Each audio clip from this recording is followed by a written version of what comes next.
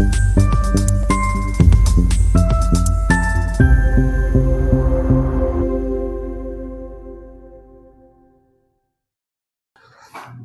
सीखो के आज की इस एपिसोड में आपका हार्दिक स्वागत है दोस्तों। और आज चर्चा करने जा रहे हैं कि राहु ग्रह किसी भी लगन कुंडली में अगर 7वें भाव में बैठे होंगे तो कैसे फल देंगे।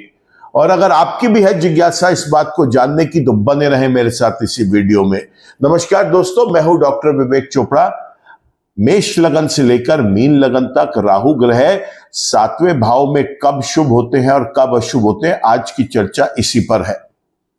लेकिन राहु के 7वें भाव में बैठकर उसके फल शुभ है या अशुभ है ये बताने से पहले आपको एक बार समझाना चाहूंगा ग्रह अपने फल देते कैसे हैं।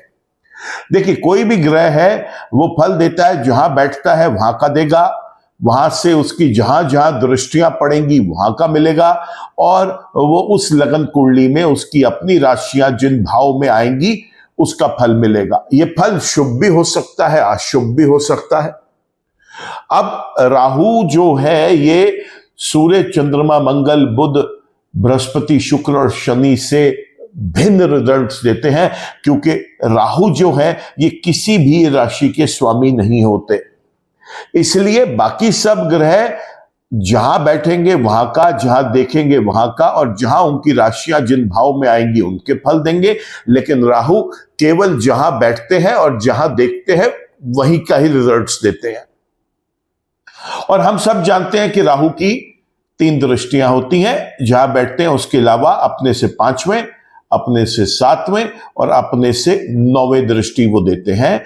ये भाव अगर उसके शुभ है प्लेसमेंट के तो इन सब स्थानों का शुभ रिजल्ट देते हैं, और अगर ये अशुभ है तो इनके अशुभ रिजल्ट्स देते हैं। अब क्विकली चर्चा कर लेते हैं कि 7वें भाव में बैठकर राहु देखेंगे कहां। 5वीं दृष्टि से 11वें भाव को, 7वीं दृष्टि से लगन को और 9वीं दृष्टि से तीसरे भाव को। तो राहु ने 7वें भाव में बैठकर 7वें के, 11वें के, पहले भाव के और तीसरे भाव के रिजल्ट देने हैं। ये बात तो निश्चित हो गई। अब ये अगर शुभ है तो क्या रिजल्ट्स होंगे वो समझ लेते हैं। अगर राहु यहां पर शुभ है तो हस्बैंड वाइफ रिलेशनशिप्स बहुत बेटर रहेंगे, मैरिड लाइफ बहुत अच्छी चलेगी इस व्यक्ति की, पार्टनर्स के साथ संबंध बहुत अच्छे होंगे, दैनिक रोजगार इस व्यक्ति का बहुत स्टेबल रहेगा।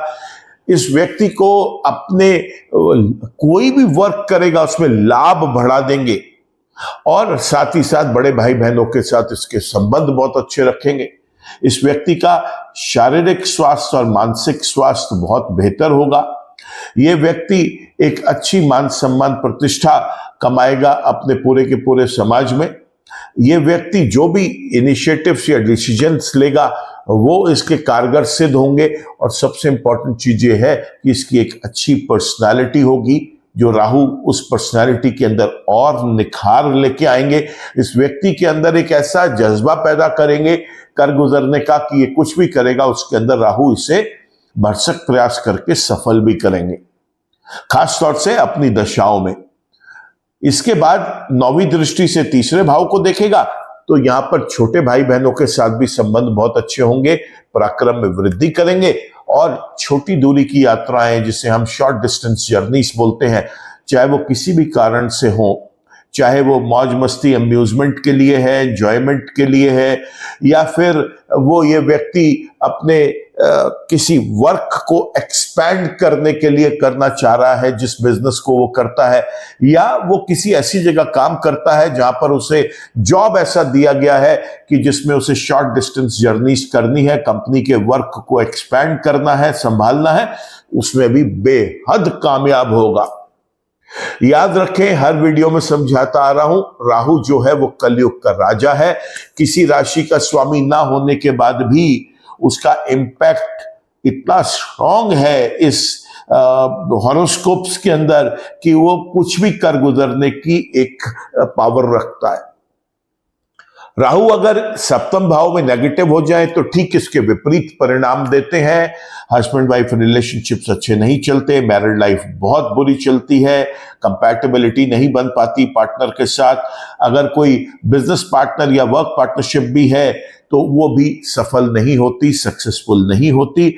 ऐसा व्यक्ति अपने रोजगार को भी स्टेबल नहीं कर पाता, बहुत ज्यादा लाभ नहीं कमा पाता, बड़े भाई बहनों के साथ इसके संबंध अच्छे नहीं रहते, इसके डिसीजंस जो है और इनिशिएटिव्स जो है वो नाकामयाब रहते हैं, शारीरिक स्वास्थ्य मानसिक स्वास्थ्य हमेशा चिंता का विषय बना रहता है। ऐसे व्यक्ति की समाज के अंदर भी बहुत ज्यादा अच्छी एक रेपुटेशन प्रेस्टीज नहीं होती, मान सम्मान प्रतिष्ठा नहीं मिलती, आदर सत्कार नहीं मिलता। ये व्यक्ति कुछ भी करता है राहु की दशाओं में, राहु उसके अंदर इसको नाकामयाब करते हैं और इस व्यक्ति की कोई बहुत अच्छी एक व्यक्तित्व या पर्सनैलिटी भी नहीं बनने देते। साथ ही साथ इस व्यक्ति को पराक्रम में भी हानि देते हैं, छोटे भाई बहनों के साथ संबंध भी खराब करते हैं और सबसे इंपॉर्टेंट है कि इस व्यक्ति के छोटी दूरी की यात्राएं जो ये व्यक्ति करना चाहता है किसी भी पर्पस से, सेल्फ पर्पस से, जिसके अंदर ये परिवार के साथ या सोलो ट्रिप या फ्रेंड्स के साथ जाना चाहता है मौज मस्ती एंजॉयमेंट एम्यूजमेंट के लिए, या फिर अपने व्यापार को बढ़ाने के लिए, या फिर किसी जगह काम करता है और वहां पर इसको काम दिया गया है ये कंपनी के वर्क को एक्सपैंड करे, उसके वर्क को संभाले, उसमें भी ये टोटल नाकामयाब रहेगा। तो ये थे राहु 7वें भाव में अगर नेगेटिव हो जाए तब क्या होगा। अब देखिए ये बात तो समझ में आ गई कि 7वें भाव में बैठे राहु क्या शुभ और क्या अशुभ फल देंगे। ये जानने के लिए कि वो कौन से लगन में शुभ और कौन से लगन में अशुभ होंगे, उससे पहले आपसे रिक्वेस्ट करूंगा कि अगर आपने ये चैनल सब्सक्राइब कर लिया है तो thank you for that. Channel अभी तक सब्सक्राइब नहीं किया तो चैनल को सब्सक्राइब कर लें, बेल आइकन को भी क्लिक कर लें ताकि कोई भी नया वीडियो अपलोड होता है चैनल पर उसका एक अपडेट, उसका एक नोटिफिकेशन आप तक आ सके। चर्चा आगे बढ़ाते हैं। सबसे पहले ये समझते हैं कि अगर राहु शुभ है तो क्या कर सकते हैं और अगर अशुभ है तो क्या कर सकते हैं। देखिए राहु अगर जन्म के भी शुभ है, गोचर में भी शुभ है और राहु की दशाएं चल रही हैं तो आंख मूंद कर एक गोमेद रतन धारण कर लेना चाहिए व्यक्ति को। राहु के मंत्र जप करें, सरस्वती माता की पूजा अर्चना करें, नीले और काले रंग का प्रयोग ज्यादा करें, इतना करना मात्र काफी रहता है। लेकिन अगर राहु जन्म के ही अशुभ है तो फिर चाहे गोचर में वो कितनी ही शुभ राशियों में चले जाएं या उनकी स्वयं की महादशा अंतरदशा प्रत्यंतर दशा या सूक्ष्म दशाएं ही क्यों ना हो, राहु का रतन कभी धारण ना करें, उसके रंगों को भी प्रयोग में ना लेके आए और राहु से संबंधित वस्तुओं का भी प्रयोग कम से कम करें। यहां पर क्या करना है, यहां पर राहु की नेगेटिविटीज को रिड्यूस करने के लिए, सप्रेस करने के लिए उपाय करने हैं और सबसे अच्छा उपाय होता है मंत्र चैंटिंग। मंत्र उच्चारण करें, राहु के मंत्र जप करें, सरस्वती माता की पूजा अर्चना करें, पक्षियों को मिक्स्ड ग्रेन्स जिसे सतनाजा बोलते हैं, 7 अनाज मिक्स करके पक्षियों को खाने के लिए डालें, बहुत शुभ रिजल्ट्स मिलते हैं। अपना चेहरा देख के पानी में वो पानी पक्षियों के बर्तन में शिफ्ट कर दें, ट्रांसफर कर दें, वो पानी आप पक्षियों को पीने के लिए दें। आटे की छोटी गोलियां करके आप वो किसी नदी में या किसी चलते पानी में जहां पर मछलियां हो वहां पर जाकर डाल के आए। इसके साथ साथ राहु से संबंधित वस्तुओं का दान करें, नीले काले कपड़ों का दान करें, चाय की पत्ती या फिर कॉफी पाउडर या कोई भी अनाज गरीबों में वितरण करें, उसका दान करें और साथ ही साथ संभव हो सके तो किसी धार्मिक स्थल पर भी जाकर वहां पे आप दान करके आए। ऐसा करना बहुत शुभ रहता है। साथ ही साथ आप देखेंगे यहां पर कि राहु की नेगेटिविटीज को रिड्यूस करने के लिए कोई भी व्यक्ति जो राहु से संबंधित वस्तुएं हैं, धातु हैं, जैसे रांगे का दान भी कर सकता है और रांगे को चलते पानी में प्रवाह भी कर सकता है। वैसे तो कुछ लोग राहु के लिए कोयला बहाने के लिए बोलते हैं, लेकिन दोस्तों एनवायरनमेंट का, पर्यावरण का भी ध्यान रखना चाहिए, ऐसे काम ना करें। हाँ, कोयला जिस किसी गरीब व्यक्ति के लिए जरूरी है, उसके घर में अभी गैस नहीं पहुंची, उसको कोयले का प्रयोग करके ही अपने घर का चूल्हा जलाना है, वहां पर जाकर आप दान करके आ जाएं उस व्यक्ति को, बहुत शुभ रहेगा। गरीबों की मदद करें, उनको दवा, कपड़ा, खाना, जो भी आपका सामर्थ्य है उतना दे दें, बहुत शुभ रहता है। तो ये थे राहु अगर नेगेटिव है तो क्या उपाय करने हैं। अब क्विकली चर्चा कर लेते हैं कि मेष लगन से लेकर मीन लगन तक राहु कहां शुभ है और कहां अशुभ है। मेष लगन की बात करें तो मेष लगन में राहु बेहद अशुभ रहते हैं 7वें भाव के अंदर। वृषभ लगन में ये बहुत शुभ रहते हैं, यहां पर बड़े अच्छे रिजल्ट्स देते हैं, लेकिन मिथुन लगन के आते ही फिर ये यहां पर नेगेटिव हो जाते हैं। साथ ही साथ कर्क लगन के अंदर अगर हम बात करें तो 7वें भाव में राहु बहुत शुभ है।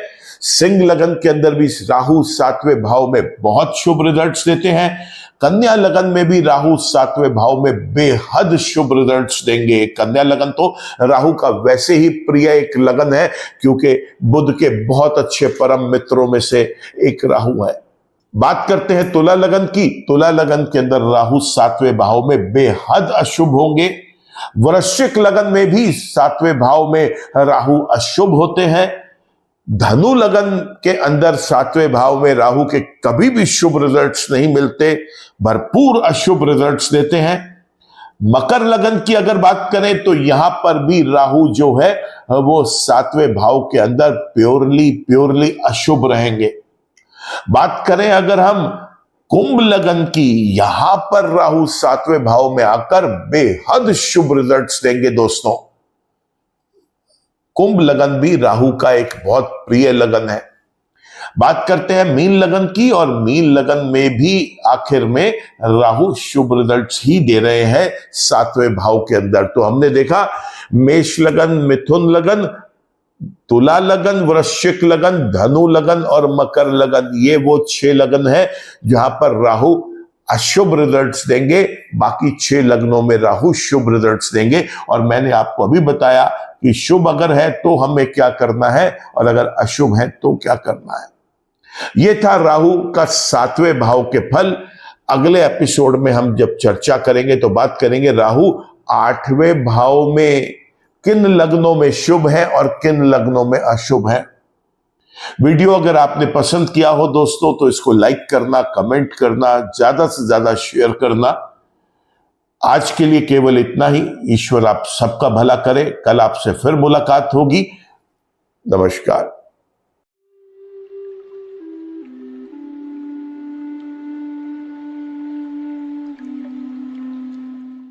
जीवन की सभी प्रकार की व्यक्तिगत, पारिवारिक और व्यावसायिक समस्याओं के समाधान के लिए तुरंत संपर्क करें। डॉक्टर विवेक चोपड़ा, पीएचडी, गोल्ड मेडलिस्ट, विश्व विख्यात ज्योतिषाचार्य एवं वास्तु एक्सपर्ट। कॉल अथवा व्हाट्सएप करें 9311131069 9212243169।